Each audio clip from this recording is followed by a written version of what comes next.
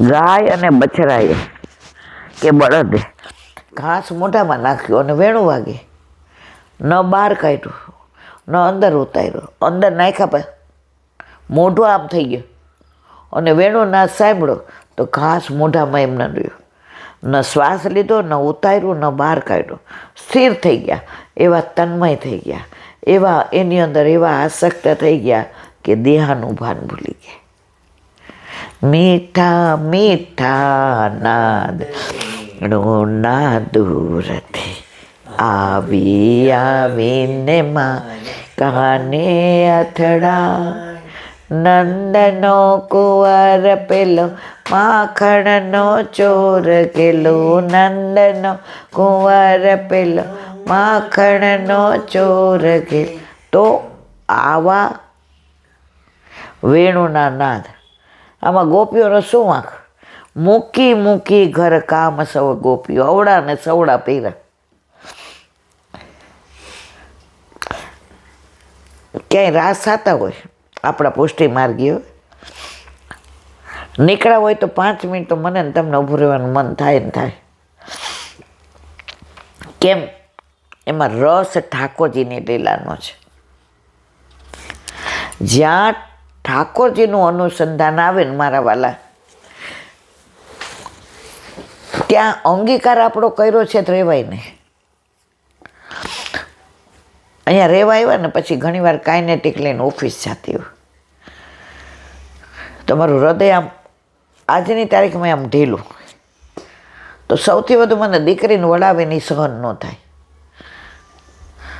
તો જાતિઓને કોઈ દીકરીને વળાવતો હોય તો હું ઓફિસ પહોંચતા પહોંચતા તો રોઈને અડધી થઈ ગઈ હોય. એટલે તરત અમારા સાહેબ કહે આજે પાછું કોઈને વળાવતા જોઈ ગયા નહીં ઈલાબેન. તો જો લૌકિકમાં આપણને આવું થતું હોય, આ તો રસો હોય છે મારા વાલા.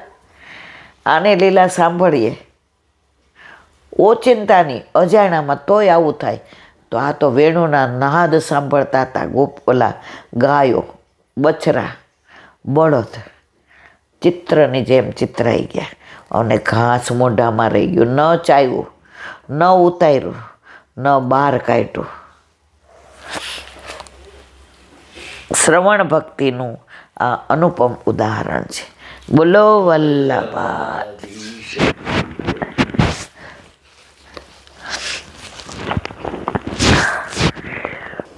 વલ્લભાધીશ. સુબોધિનીજીનું પાન વલ્લભ કરાવે તો થાય, આને સ્પર્શ કરવો આપણા બસની વાત નથી.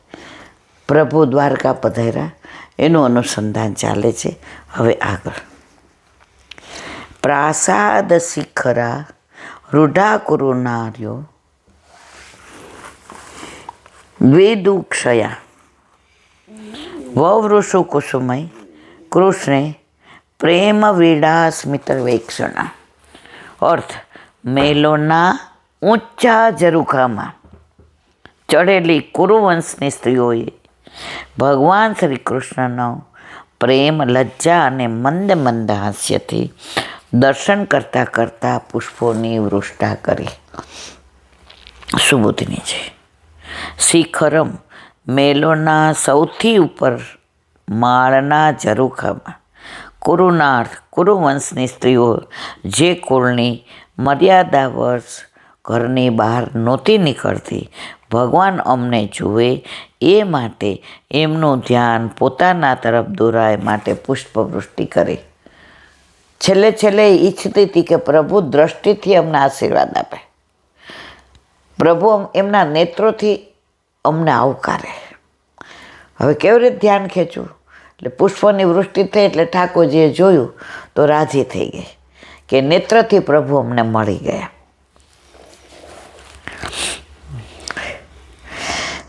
પ્રેમ વિડા સ્મિતાની, પ્રેમ, લજ્જા અને સ્મિત સાત્વિક, રાજસ અને તામસ ત્રણેય ગુણોનું કાર્ય છે.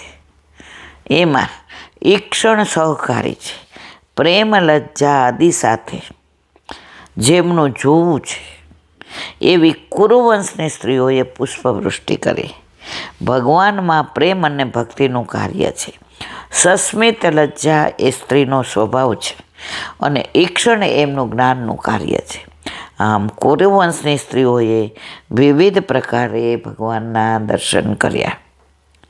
સીતાત પત્રમ જગ્રા મુક્તાદામે વિભૂષિતમ રત્નદંડે ગુડાકેશ પ્રિય પ્રિયતમસ્ય ઉદ્ધવ સાત્યકિશ્ચૈવ વ્યજને પરમાદભૂતે વિકીર્ણયમાણ કુસુમય રેજે મધુપતિ પતિ.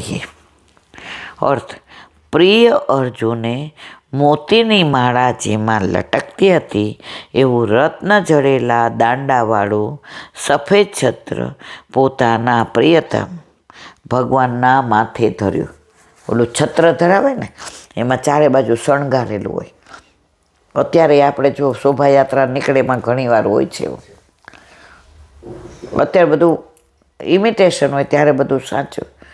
તો મોતીની માળા જેમાં ચારે બાજુ જડેલી હતી એવું સફેદ છત્ર ઠાકોરજીના મસ્તક પર આમ કરીને ઊભા રહ્યા. કોણ? અર્જુન, કારણ કે એમના પ્રિય હતા. ઉદ્ધવ અને સાત્યકે અદ્ભુત વીંજણા લીધા. વીંજણા એટલે આમ પંખા ઢોળવામાં ના આવે ને, પેલા લાઇટોની ઓછું હતું ને ત્યારે આવું હતું, વીંજણા ઢોળતા. જેમના પર પુષ્પવૃષ્ટિ થઈ હતી એવા મધુપતિ ભગવાન રાજમાર્ગ પર શોભી રહ્યા હતા. સુબોધિનીજી. સીતાત પત્રમ, સફેદ છત્ર, એનો દંડ આરક્ત છે. છત્ર સફેદ છે, કિનારી પર મોતીની માળાઓ લટકી રહી છે. ગુડાકેશ એટલે ગુડાકા, નિંદ્રા. તસ્ય ઈશ, એના ઈશ્વરગત પ્રભુ એટલે જેનો ભ્રમ જતો રહ્યો છે. શ્રી મહાપ્રભુજી અહીં ગતોપ્રદ મૂક્યું છે, જે ગીતા 18મો અધ્યાય 73મા શ્લોકના ગત સંદેહના સમાધાર્થી છે. ભગવાને ગીતાનો ઉપદેશ આપ્યો પછી જેનો મોહ નાશ પામ્યો હતો, સ્મૃતિ પાછી આવી હતી અને સંદેહ પણ મટી ગયો હતો, અને જેણે કરી છે વચનમ તવ એમ કહી પોતાનું કર્તવ્ય બજાવવાની તૈયારી બનાવી હતી, તે જ અર્જુનય પોતાના પ્રિય ભગવાન પર છત્ર ધારણ કરીને ઊભો રહ્યો હતો. અનુસંધાન કર્યું. કયા અર્જુન? તો યુદ્ધમાં પ્રભુએ જેને બધું સમજાવ્યું હતું, ગીતાના ઉપદેશ. ક્યાં? કુરુક્ષેત્રમાં. અને છેવટે બધાય સંદેહ દૂર થયા ત્યારે અર્જુને કહ્યું, કરશ્ય વચનમ તવ, તમે કહેશો એમ કરીશ. અને પાછું અનુસંધાન આવી ગયું દેહનું. એ અર્જુન જેના સારથી કોણ હતા? કૃષ્ણ હતા. જેનો સારથી કૃષ્ણ હોય ને, સામે ગમે એટલા હોય એ જીતે છે. આપણા ઘરમાં આપણા માથે બિરાજતો આપણો ઠાકોરજી આપણો સારથી છે, એટલે આપણે સંસારના દ્વંદ્વની, યુદ્ધની ચિંતા કરવાની જરૂર નથી. એ જ્યાં યોગ્ય હશે ત્યાં જ આપણે ઇન્દ્રિયો દ્વારા રથ લઈ જશે, ત્યાં જ આપણે ઊભા રાખશે. એટલો વિશ્વાસ દ્રઢ થઈ જાય ને, પછી લડવાનું તો ઠાકોરજીએ જ બધાને મારી નાખ્યા છે. ખાલી નિમિત્ત અર્જુન છે. એમ સંસારમાં પણ બધા કાર્યો મારો વાલો જ કરવાનો. આપણે બધા નિમિત્ત છે. શું કામ આપણને નિમિત્ત બનાવે છે? જસ આપે છે કે આ ઈલાબેન સત્સંગ કરે છે. બેસાની મને તું શું સત્સંગ કરતી હતી બેન? તારું સામર્થ્ય છે, તારામાં કોઈ જ્ઞાન છે, તારામાં કોઈ એવી પ્રવીણતા છે. પણ આ કૃષ્ણ એવો છે, આ વલ્લભ એવો છે જે બીજાને યશ આપે છે. એટલે તો એ યશોદાનંદન છે. તો એવી રીતે કયો અર્જુન તેનું અનુસંધાન કરે? એણે ઠાકોરજી ઉપર મોતીના માળા જ્યાં લટકે છે એવું સફેદ છત્ર ધર્યું. બોલો વલ્લભાધીશ. શ્રીમદ ભાગવત. અને મારા દંડવત પ્રણામ. ચંદ્ર સરોવર पे सुरदासी के द्वार पे मेरा दंडवत प्रणाम. सुरभि कुंड पे परमानंद दासी के द्वार पे मेरा दंडवत प्रणाम. जमुनावता पे संकर्षण कुंड पे कुंभन दासी के द्वार पे मेरा दंडवत प्रणाम. बिलछु कुंड पे कृष्ण दासी के द्वार पे मेरा दंडवत प्रणाम। कदम खड्डे पे गोविंद स्वामी के द्वार पे मेरा दंडवत प्रणाम। अप्सरा कुंड पे चित्त स्वामी के द्वार पे मेरा दंडवत प्रणाम। मानसी गंगा पे नंददास जी के द्वार पे मेरा दंडवत प्रणाम। रुद्र कुंड पे चित्रबुद्धासी के द्वार पे मेरा दंडवत प्रणाम। व्रज विलास व्रजनी गोपिकाओं ने मारा दंडवत प्रणाम। हे वल्लभ સવારથી અત્યાર સુધી સેવા સ્મરણ સત્સંગ જે પણ કંઈ કરાવ્યું તે તારા ચરણારવિંદમાં સમર્પણ કરું છું. ભૂલ અપરાધ થઈ હોય તો ક્ષમા કરજો. બોલો વલ્લભાધીશ કી. હૃદયના ચરણ નો ભરોસો, દ્રઢયના ચરણ કેરો શ્રી વલ્લભના ચંદ્ર છટાડીન સપજુગમાં જ અંધેરો ભરોસો, હૃદયના ચરણ કેરો સાધન और नहीं आकली में जासु होय निवेर सुर का कहे विविध आदरो बिना मोल को चेरो भरोसा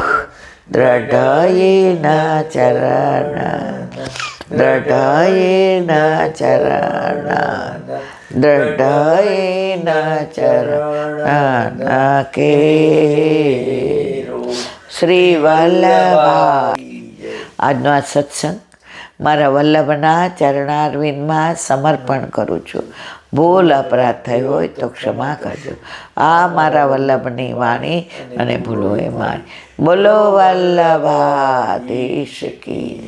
બધાય વૈષ્ણવને જાજા કરીને જય શ્રી કૃષ્ણ.